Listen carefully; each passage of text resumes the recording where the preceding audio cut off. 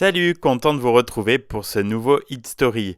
Aujourd'hui, on retourne en 1988 pour l'histoire d'une chanson feel good par excellence, I Should Be So Lucky de Kylie Minogue. Quand la jeune femme débarque en France en 1988, elle est déjà une star en Australie. Depuis l'âge de 11 ans, elle joue en effet dans divers soap-opéras à la télé australienne. Son rôle dans la série Neighbours la met sur les rails du succès.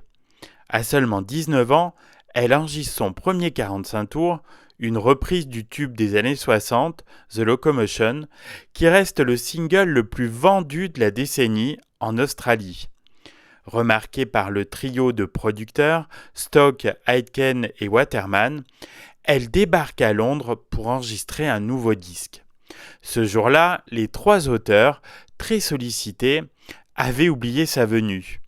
Ils écriront I Should Be So Lucky en seulement 40 minutes sur un coin de table, tandis qu'elle attend dehors. Mike Stock écrit les paroles depuis ce qu'il a appris sur Kylie Minogue avant son arrivée. Il pense que même si elle est le personnage principal d'un feuilleton australien et très talentueuse, il doit y avoir quelque chose qui ne va pas. Il pense qu'elle doit être malheureuse en amour.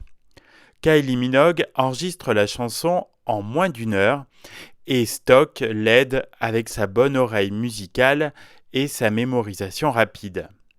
Après avoir enregistré la chanson, elle rentre en Australie pour continuer à tourner dans le feuilleton Neighbours. On reconnaît facilement la patte de Stock, Aitken et Waterman sur cette pépite pop. Ils sont la véritable usine à tubes des années 80 et 90, avec plus d'une centaine de hits pour des artistes comme Rick Astley, Mel Kim ou bien encore Jason Donovan, qui n'est autre que le petit ami de Kylie Minogue, son partenaire dans la série Neighbours. La boucle est bouclée.